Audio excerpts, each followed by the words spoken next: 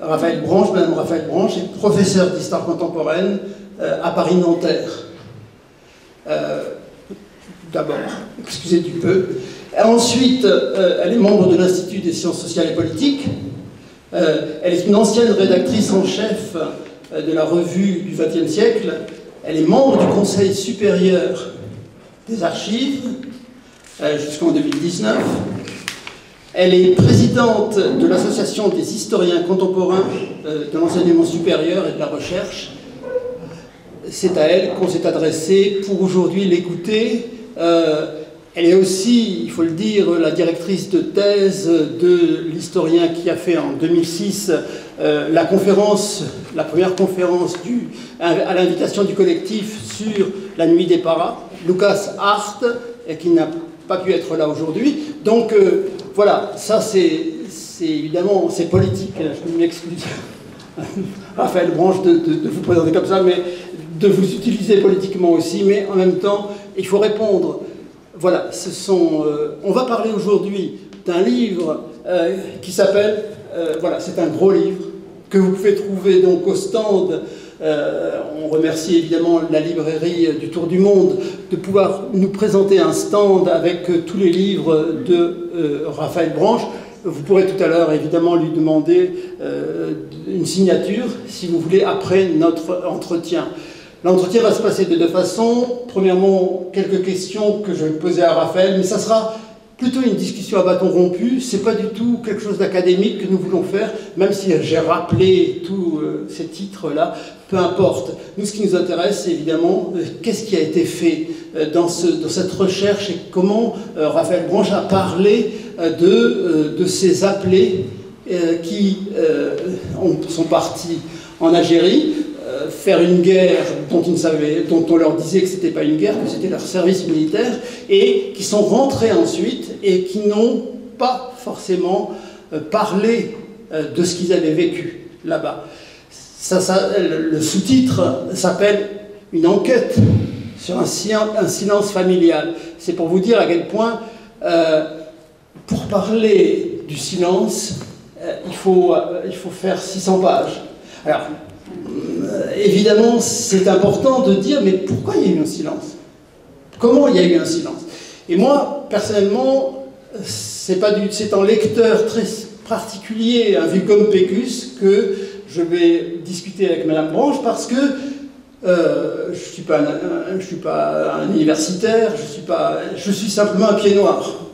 Un pied noir qui est rentré d'Algérie en 1964.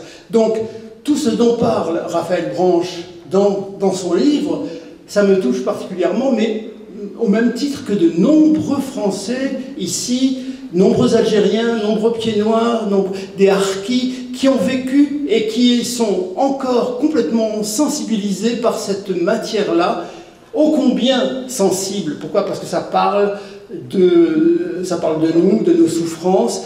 Le nombre d'appels a été incroyable, et évidemment, c'est à partir de là que je vais m'entretenir avec Raphaël Branche, si elle veut bien. Elle veut bien. Elle veut bien. Voilà, alors je vous approche ça. Ensuite, après l'entretien, évidemment, je passerai la parole à la salle pour que vous puissiez aussi poser vos questions, amener des témoignages, etc. Et ensuite, vous pourrez vous rendre à la séance de signature des livres, si vous le voulez. Alors, la première question pour amorcer, disons, cette discussion, moi, ce qui m'a complètement intéressé d'abord, en lisant le livre, c'est que je me suis aperçu, alors je parlais de la souffrance à l'instant, le grand thème que j'ai, à mes yeux, dans ma lecture de ce livre-là, c'est à quel point la parole ne se délivrait pas. C'est pour ça qu'il y a silence. C'est un des thèmes de ce livre énorme, cette enquête énorme. La parole ne se déploie pas si elle n'est pas attendue. On ne parle pas à des gens qui ne veulent pas écouter. Pourquoi les Français n'ont pas voulu écouter? Pourquoi les Français n'ont pas tendu l'oreille?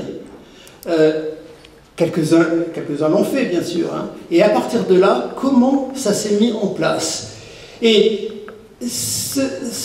j'ai lu le livre comme une espèce de réparation, comme une espèce de moment de très grande empathie avec ces familles qui ont vécu ce drame algérien de leur point de vue, du point de vue des familles d'appelés, avec ces appelés. Il y a tellement de témoignages d'appelés à l'intérieur du livre qui sont reproduits, qui arrivent. Voilà.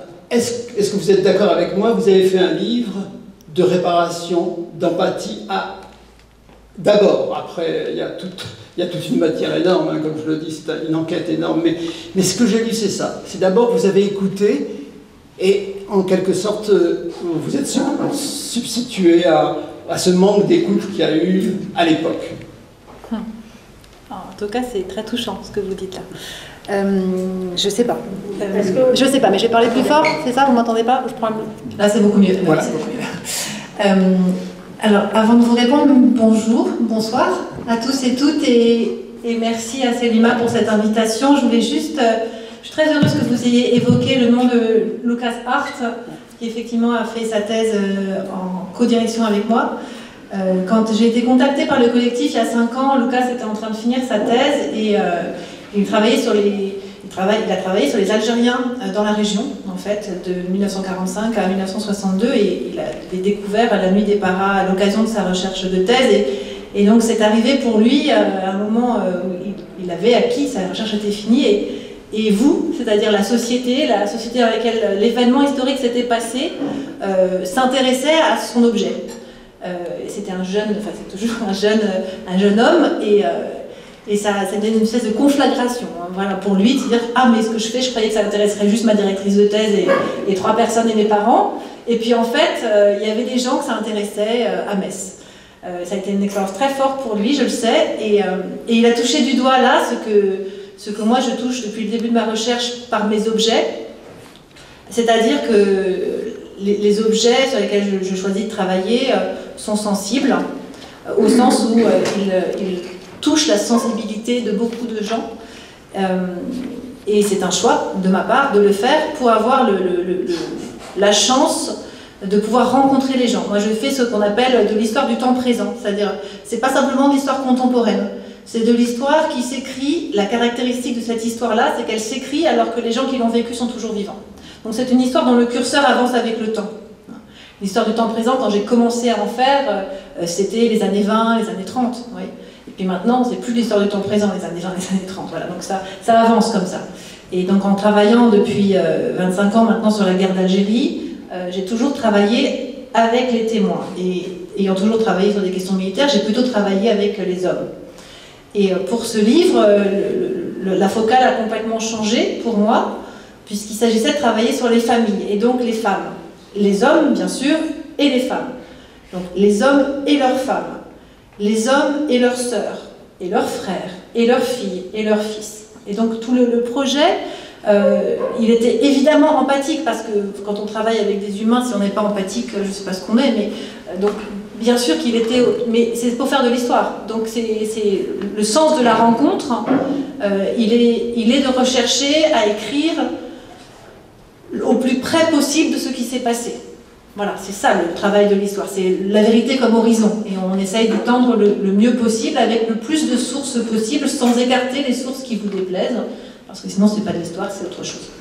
Donc c'est ça que j'ai essayé de faire. Et donc pour répondre à votre question, je suis partie du constat que j'avais depuis que je travaille sur ces questions, sur la guerre d'Algérie, le constat qui était que très fréquemment, quand vous êtes une historienne et que vous dites à quelqu'un en France que vous travaillez sur la guerre d'Algérie, on vous répond « Ah, mais moi je connais quelqu'un qui l'a faite, mais il n'en a jamais parlé. » C'était en général en 2 temps. Quand c'était « je connais quelqu'un », c'était « il n'en a jamais parlé ». Ou il en a très peu parlé, ou il n'en parle jamais, ou c'est toujours... Il y avait toujours cette idée que les hommes qui ont fait cette guerre n'en ont jamais parlé. Donc à un moment, quand on est historienne, la récurrence d'une affirmation questionne. C'est-à-dire que c'est plus une histoire individuelle. Ça devient peut-être une histoire collective. Et si ça devient une histoire collective, c'est une histoire qui intéresse l'histoire. Et à partir de là, je me suis demandé si ça pouvait pas être un sujet d'histoire. Ils n'en ont jamais parlé. C'est-à-dire pas le silence, mais les proches qui disent ils n'en ont jamais parlé. Donc c'était tout de suite les familles qui m'intéressaient, de comprendre ce qui s'était passé dans les familles. Et donc pour aller au cœur de ce que vous avez dit, oui, ce que je crois, c'est que le silence n'est pas le résultat d'une expérience. Le silence n'est pas l'unique résultat d'une expérience. Parce qu'une expérience peut donner plein d'autres choses que du silence, mais surtout parce que ce qui explique le silence, ce n'est pas l'expérience. On a souvent cette tendance à voir les choses comme ça. Je vis quelque chose de traumatisant, je vis quelque chose de dur, je n'en parle pas. Voilà, on vous raconte les choses comme ça. Voilà. Et donc c'est l'expérience qui expliquerait le silence. Moi, ce que je dis, c'est que si on voit les choses comme ça, on passe à côté de ce qui se joue dans la communication. Le silence, c'est une forme de communication. Le silence, c'est « je ne dis pas ». Le silence, c'est « je ne remplis pas par des mots, mais je remplis par autre chose ». Un acte de transmission. Et donc, cette autre chose, il se fait avec des gens. On n'est pas silencieux tout seul dans sa chambre, c'est pas du tout la même nature de silence. Le silence dont on parle là, c'est un mode de transmission. Et donc, si on se contente de dire il y a une expérience qui donne du silence, comme une espèce de loi, je ne sais pas de quel ordre, psychologique, il me semblait qu'on passait à côté d'un élément essentiel qui était à qui je raconterais. À qui, moi, à qui c'est arrivé, je raconterais. Et à partir de là, la question, elle interrogeait les groupes. C'est-à-dire l'homme dans son groupe. Donc son groupe, en l'occurrence celui que moi j'ai choisi, sa famille. On aurait pu choisir le groupe d'amis, le groupe de collègues, le groupe d'anciens combattants, voilà. Mais le groupe familial, pour des raisons sur lesquelles je pourrais revenir si vous voulez, c'était celui que j'ai privilégié. Et ce groupe-là, il évolue dans le temps.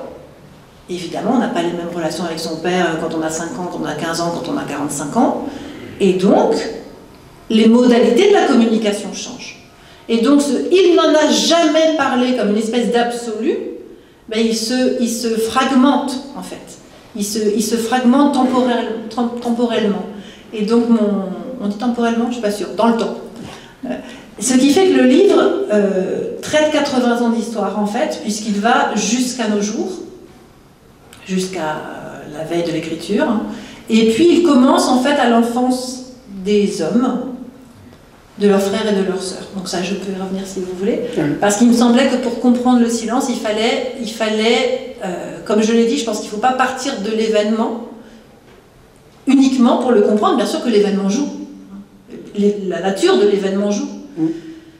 Mais pour avoir travaillé dans mes travaux précédents sur des choses compliquées, par exemple, j'ai travaillé sur la captivité des soldats faits prisonniers du FLN. J'ai rencontré ces hommes, j'ai rencontré leurs femmes. Je sais bien qu'un même événement ne donne pas la même chose. Par exemple, des hommes qui ont été capturés ensemble par le FLN, qui ont fait, passé, je sais pas, 14 mois en captivité ensemble, ben, juste, ça ne donne pas la même chose, ça ne donne pas la même transmission. Donc, c'est pas que l'événement. C'est l'événement tel qu'il est perçu, tel qu'il est reçu, et tel qu'il peut être entendu.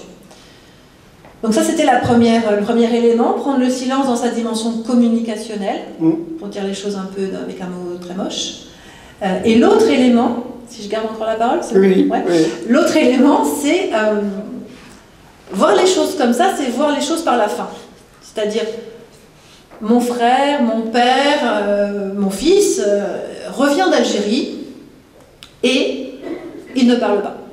Ou il fait des cauchemars, ou il a des comportements pas comme d'habitude, etc. Ou, bon, pendant un mois ça a pété, puis après, bon, heureusement, ça a été, il a repris sa vie, etc. Bref. Mais ça commence toujours le récit par l'homme de la famille rentre d'Algérie. Et moi, je dis, en fait, on ne comprend pas si on regarde juste là. Si on met le curseur du temps au moment du retour, ce que je voulais faire au départ, je voulais travailler sur le retour. Mon projet s'appelait le retour. Si on commence au retour, il manque des éléments pour comprendre. Donc j'ai bougé complètement le curseur du temps, et la recherche commence dans les années 30.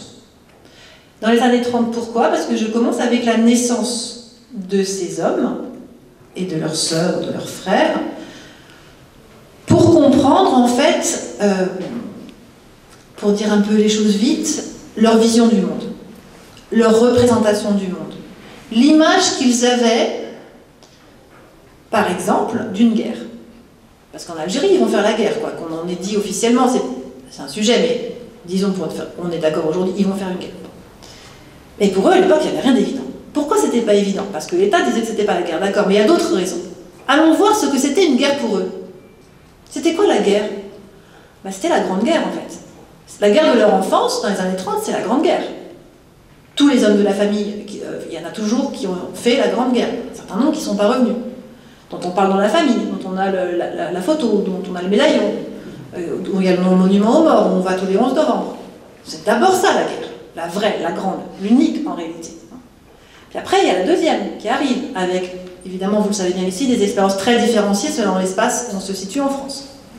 Pareil pour la première d'ailleurs. Donc après, il y a la deuxième, c'est-à-dire la défaite, c'est-à-dire pour beaucoup la captivité des pères, 1 800 000 hommes prisonniers, beaucoup de pères.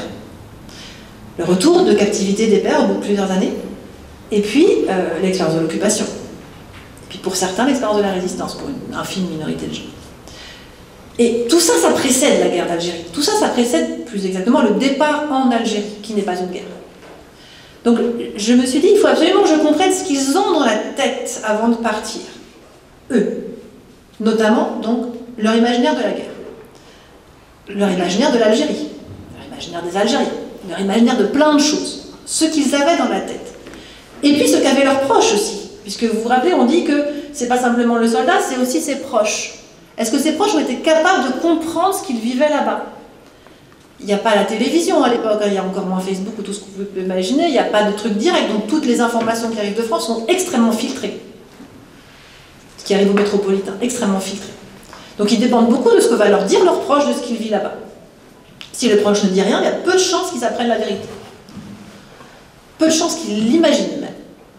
Donc j'avais besoin de comprendre ce que les proches et l'homme qui part avaient comme représentation du monde avant de partir, de l'Algérie, de la guerre, de l'armée, du service militaire. Parce qu'en fait, ils partent faire leur service militaire, et ça aussi, les plus jeunes lecteurs ne savent plus ce que c'est. Mais voilà, il faut rappeler ce que ça voulait dire. Un service militaire à une époque où l'objection de conscience n'existe pas en France. Donc il y a soit on fait son service militaire, soit on déserte. Voilà. Il n'y a pas beaucoup d'alternatives, enfin, il y en a une entre les deux, elle s'appelle l'insoumission, elle est compliquée aussi. Donc c'est pas si simple. Quand aujourd'hui on dit oh, vous pouvez dire non, non, on ne pouvait pas trop dire non en fait. Donc c'est quoi le service militaire? C'est une obligation, c'est un devoir, et c'est un devoir que les Français font, et font volontiers. Font volontiers à cette époque. Une infime minorité de gens qui ne souhaitent pas le faire. Font volontiers. On n'est même pas 10 ans après la fin de la Deuxième Guerre mondiale, il ne faut quand même pas oublier ça non plus. Donc on est très marqué. Les grands-pères ont fait la Première Guerre mondiale, parfois les pères. Les pères ont fait la Deuxième, parfois les grands frères. Et donc, quand ça arrive sur le tour du garçon de la famille qui a 20 ans, c'est son tour et il part, c'est tout. Donc j'avais besoin aussi de bien remettre ça en contexte. Ça voulait dire quoi partir? Ça voulait dire faire son devoir et devenir un homme. Parce que par ailleurs, ça reste un rituel initiatique fondamental socialement dans la France de cette époque. Le service militaire, pour ensuite avoir le droit de se marier, en fait. Et c'est évidemment pas un droit écrit, mais c'est une norme sociale. On ne pourra pas se marier si on n'a pas fait son service. Donc on a très très envie de faire son service aussi pour ça, hein, et surtout d'en revenir. Donc j'ai eu besoin voilà, et tout le livre en fait met et place très longuement tout ça, avant d'arriver à la question du retour. Et puis entre le départ et le retour, il y a l'Algérie. Il y a ceux qui y vivent. Donc là on parle de jeunes hommes de 20 ans qui n'ont pas le droit de vote, mais qui ont le droit d'aller faire leur service militaire, et qui vont y passer un temps indéterminé. Parce que si on se contente de regarder les textes disent que c'est 18 mois le service militaire à l'époque. Bon, sauf que dans la réalité, ceux qui l'ont vécu ici le savent, c'est pas 18 mois.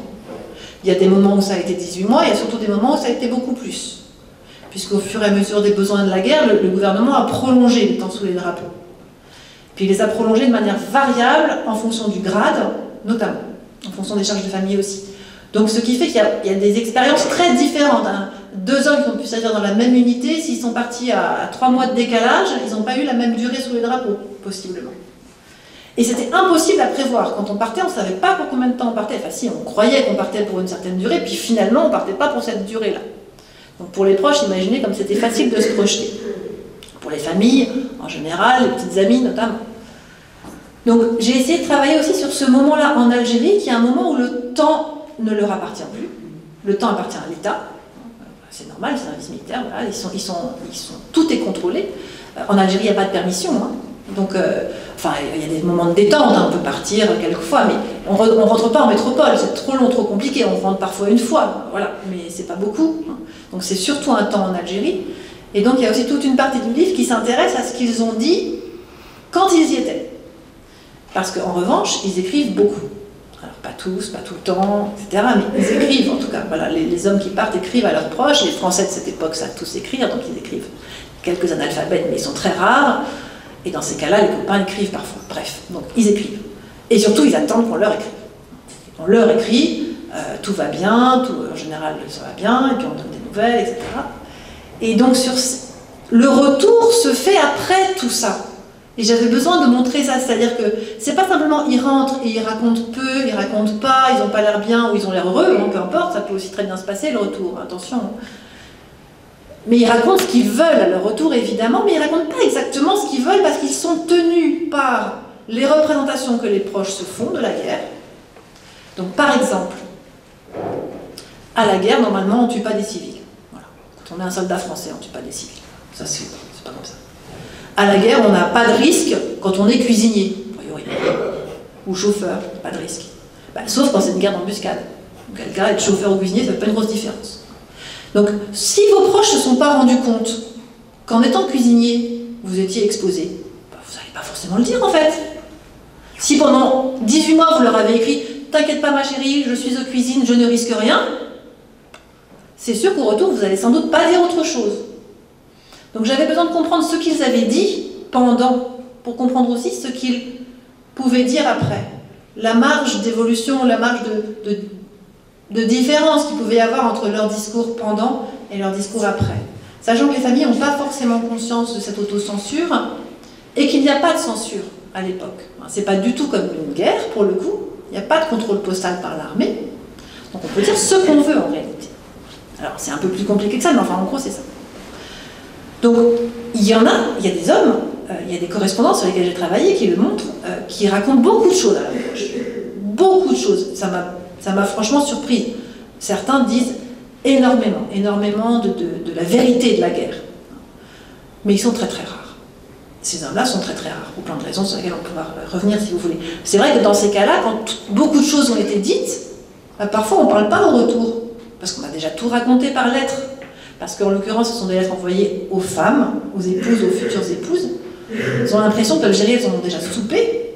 On ne va pas en plus en reparler au retour.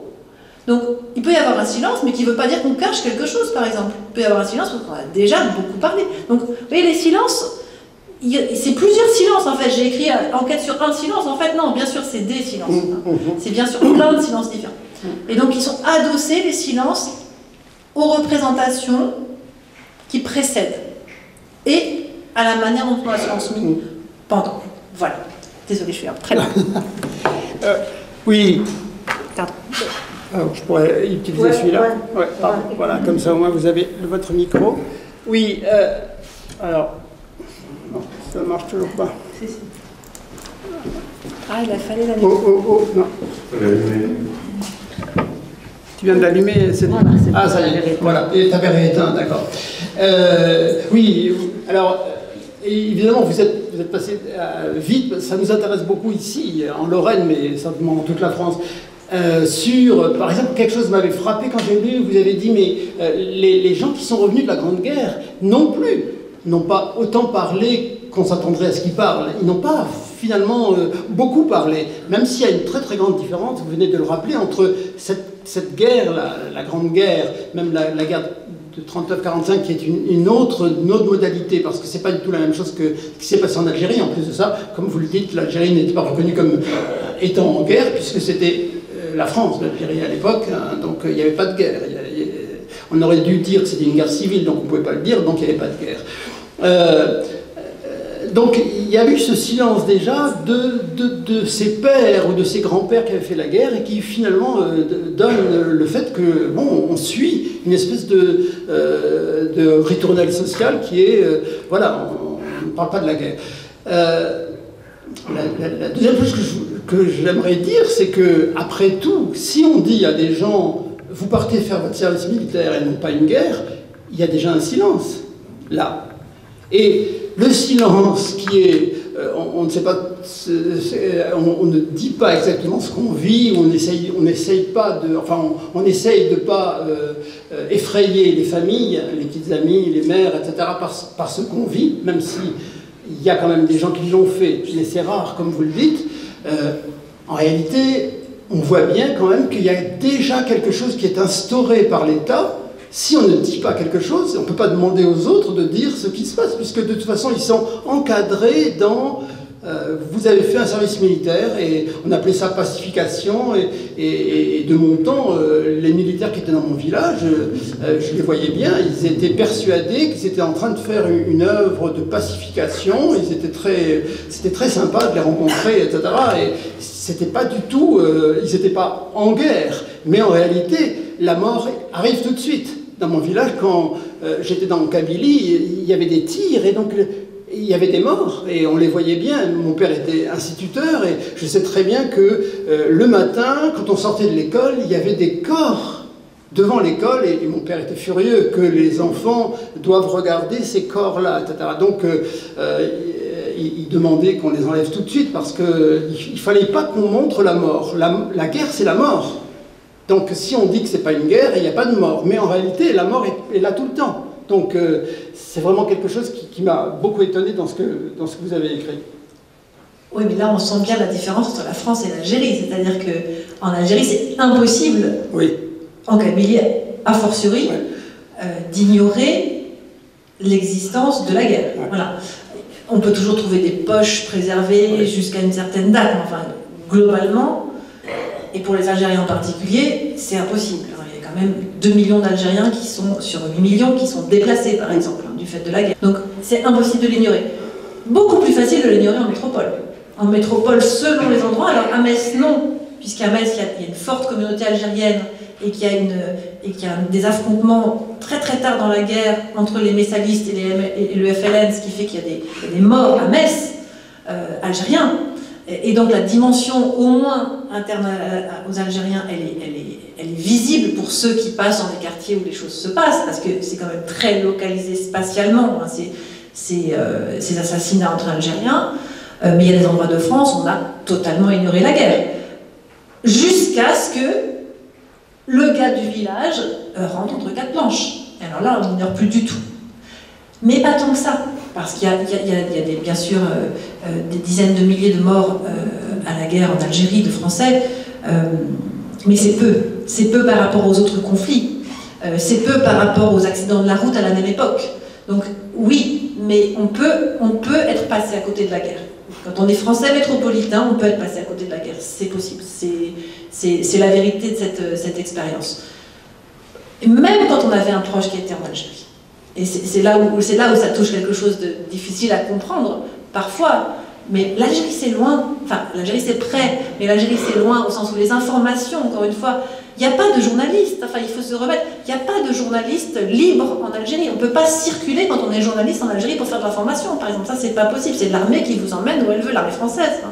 Et il n'y a pas, du côté du FLN, de médias indépendants, autonomes, enfin, de leur côté. Encore une fois, il y en a un petit peu, mais globalement, on n'a pas d'accès à l'information, donc il est possible de l'avoir ignoré. C'est pas les gens qui se sont aveuglés ou je sais pas quoi. Non, il est possible d'avoir vécu les années de 54 à 62 sans s'être vraiment rendu compte de ce qui se passait en Algérie. Il fallait pas lire beaucoup les journaux de gauche, notamment qui ont été critiques à certains moments de la guerre. Mais voilà, évidemment, tout le monde n'est pas, je sais pas quel France Observateur, hein, on puisse dire. Donc voilà, donc on peut tout à fait l'avoir ignoré. À la différence donc de la Grande Guerre et à la différence de la Deuxième, ça ne se passe pas sur le territoire métropolitain, c'est la grosse différence. Et dans mon livre, je ne parle que des appelés métropolitains. J'ai fait le choix de ne pas prendre les appelés nés en Algérie, parce que ça aurait été profondément différent. Pas d'expérience de la guerre sur leur sol pour la Première Guerre, pour la Deuxième Guerre, une vraie expérience à partir de 42, mais rien à voir. Enfin, une autre expérience. Et puis une vraie difficulté par ailleurs à les identifier, puisqu'à l'époque, dans les sources de l'armée française, on ne distingue pas les gens selon leur lieu de naissance. Donc les Français d'Algérie servent au milieu des autres, enfin, sauf certains régiments. Bref. Donc cette expérience, elle est commune parce qu'elle est métropolitaine. Et donc vous disiez, les hommes se sont tués autour de la guerre. Oui et non. Enfin, Je crois que alors bien sûr, il y a même des choses qu'on pourrait lire au-delà de la France. On pourrait raconter d'autres histoires, d'autres conflits, d'autres soldats qui n'aiment pas raconter ce qu'ils ont vécu. Mais vous voyez, quand on le dit comme ça, on a l'impression que c'est seulement ce qu'ils ont vécu qui fait qu'ils ne racontent pas. Je continue à penser que ce n'est pas si simple que ça. Voilà. Je continue à penser, et il y a des cas de guerre, les guerres dont on a pu être fier, on peut en être rentré, en être des héros, être salué, avoir des récits. Ça ne veut pas dire qu'on raconte le fond de sa pensée, de son expérience, mais donc ça a à voir avec le contexte social. Pour la Grande Guerre, il y a un discours patriotique français très fort, il y a un discours public très fort dans les années 20, dans les années 30. Les associations d'anciens combattants, ça a été montré par Antoine Pro, le grand historien Antoine Pro. La France de l'entre-deux-guerres, elle est imprégnée par les anciens combattants. Ils sont présents partout. Ils sont politiquement, tous les acteurs politiques sont des anciens combattants, les acteurs économiques sont des anciens combattants, les associations sont des vecteurs politiques essentiels de la vie de la France à cette époque. Rien à voir avec la guerre d'Algérie, où le seul discours c'est circuler, il n'y a plus rien à voir, heureusement on s'est débarrassé du boulet, et maintenant on va regarder devant le nucléaire, je sais pas quoi, l'avenir, etc. C'est pas vraiment ça. Et puis les rapatrier, on va les intégrer, et puis voilà. Donc le discours, il n'y a pas de discours sur la guerre, il n'y a aucun discours sur la guerre dans la France des années 60. Et donc il n'y a pas de discours sur la guerre en fait pendant très longtemps. Mais c'est là où il faut faire intervenir autre chose, c'est-à-dire que l'ancien combattant, sa famille, ça forme un premier cercle de compréhension de ce qui se joue dans la transmission, mais le cercle au-delà, celui dans lequel on est tous pris, c'est la société française dans son ensemble. Et cette société, elle est marquée par les discours d'un État qui dit des choses plus ou moins univoques sur le passé, qui donne plus ou moins des cours d'histoire, ça dépend, ou qui ne dit rien. Pour ce qui concerne l'État français, c'est surtout qu'il ne dit rien pendant longtemps sur la guerre, ou peu de choses. En revanche, la société, elle bouge. La société française, elle bouge sur la question de la guerre d'Algérie. Elle évolue. Alors, les associations d'anciens combattants, par exemple, je le montre un peu dans le livre, sont assez réticentes à accueillir les anciens d'Algérie au départ. Puis après, ils vont s'ouvrir. De ce point de vue-là, de leur côté, ça évolue aussi. Quand je dis la société française évolue, c'est par exemple ce qu'on raconte à l'école évolue. Donc c'est l'État, bien sûr, mais si les choses évoluent à l'école, c'est parce qu'il y a des travaux de recherche. Il y a des travaux de recherche parce qu'il y a des archives, il y a des gens qui ont envie de travailler, et donc à partir des années 90, quand les archives commencent à être ouvertes, vous avez dans les manuels scolaires, très vite, à une vitesse qui moi m'a sidérée, très vite, les connaissances de la recherche fondamentale qui passent dans l'enseignement scolaire, dans les années 90. Donc oui, on est loin après la guerre. Hein. Donc il y a beaucoup d'enfants d'appelés qui n'ont jamais eu entendu parler de la guerre d'Algérie à l'école, mais dans les années 90, deuxième moitié, c'est surtout beaucoup le cas. Et donc c'est pas un hasard si en 1999, l'État français, par un vote d'une loi d'origine parlementaire, peut voter à l'unanimité des deux chambres la reconnaissance du fait que les opéraines dites de maintien en Algérie et en Afrique du Nord sont en fait la guerre d'Algérie et les combats de Tunisie et du Maroc, c'est parce qu'il y a un consensus social. Les parlementaires, il y a un consensus chez les parlementaires, mais les parlementaires sont l'émanation d'un peuple qui est consensuel sur la question. C'est un secret de Polichinelle, évidemment, en 1999. Donc c'est pas une décision de l'État qui tombe comme ça, comme parfois on dit l'État reconnaît la guerre en 99. Non, c'est pas l'État reconnaît la guerre en 99, c'est pas tout d'un coup, il y a un homme politique éveillé qui a dit non, qui a dit au bout de 40 ans,